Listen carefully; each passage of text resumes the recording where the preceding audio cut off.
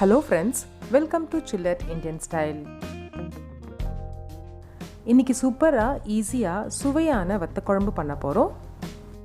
இந்த வத்த குழம்பு ரெண்டு மெத்தட்ல பண்ணலாம். இன்னைக்கு இன்ஸ்டன்ட்டா நம்ம வீட்டு ஸ்டைல்லே பண்ண போறோம். இது செய்ய தேவையான பொருட்கள்: மணத்தக்காளி வத்தல் 4 ஸ்பூன். நீங்க எந்த வத்தல் வேணா யூஸ் பண்ணிக்கலாம். சுண்டக்காய் வத்தல் கூட இந்த வத்த குழம்புக்கு ரொம்ப நல்லா இருக்கும்.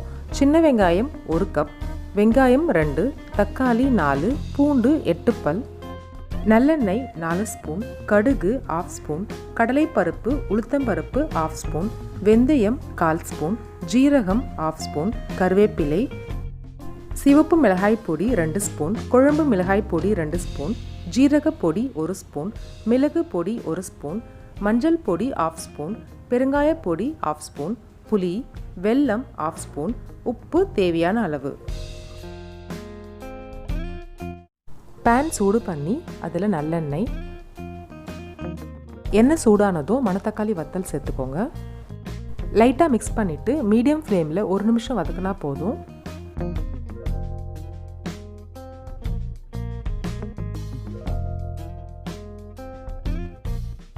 நல்லா ரோஸ்ட் ஆகிடுச்சு. பவுலுக்கு மாற்றிக்கலாம்.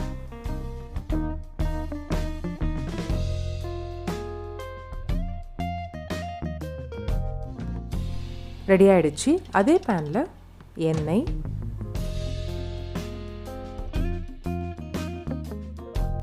கடுகு, கடலைப்பருப்பு உளுத்தம்பருப்பு, வெந்தயம், மிளகு, ஜீரகம், கருவேப்பிலை லைட்டாக வதக்கிட்டு பூண்டு,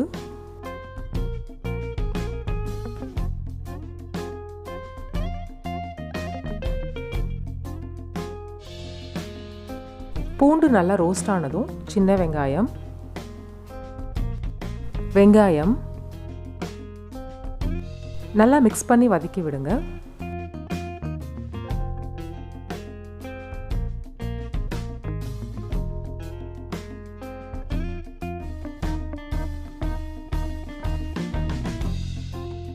வெங்காயம் நல்லா வதங்கினதுக்கு அப்புறம் தக்காளி சேர்த்துக்கோங்க.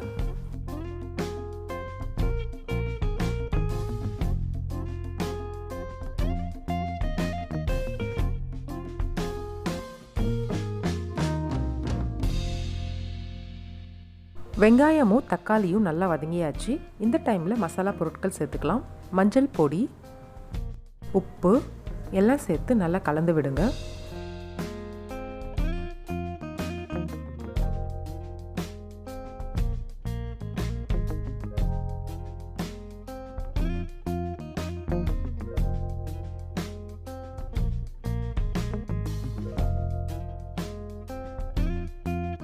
நல்லா கலந்ததுக்கு அப்புறம் சிவப்பு மிளகாய் பொடி, குழம்பு மிளகாய் பொடி,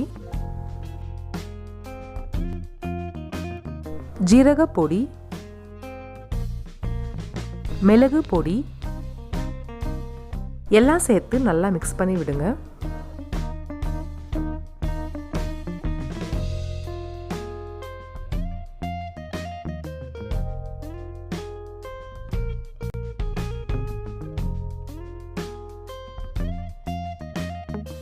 மசாலா நல்லா வதங்கினதுக்கு அப்புறம் தேவையான அளவு தண்ணி சேர்த்து மிக்ஸ் பண்ணி விடுங்க.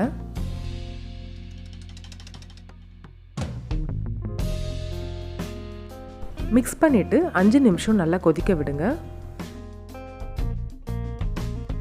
இப்போ புளி தண்ணி ரெடி பண்ணிக்கலாம்.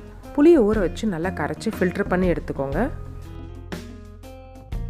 கரைச்ச புளி தண்ணியை குழம்போடு சேர்த்து 15 நிமிஷம் மீடியம் ஃப்ளேமில் கொதிக்க விடுங்க.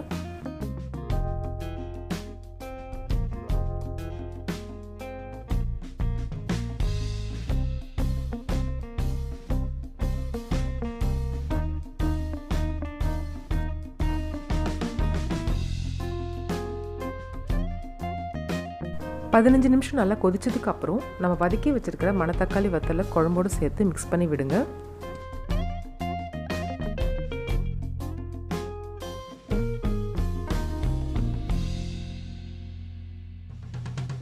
கடைசியாக 1/2 ஸ்பூன் வெல்லம் சேர்த்து கலந்து விடுங்க.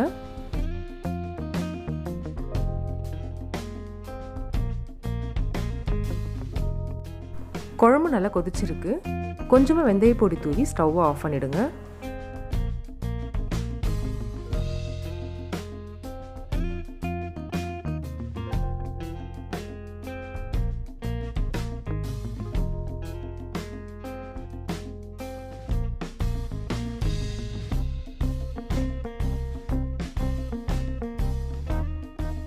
அவ்வளோதான், சூப்பராக ஈஸியாக நல்ல சுவையான வத்த குழம்பு ரெடி ஆகிடுச்சு. சூடான சாதத்தோடு சர்வ் பண்ணுங்கள்.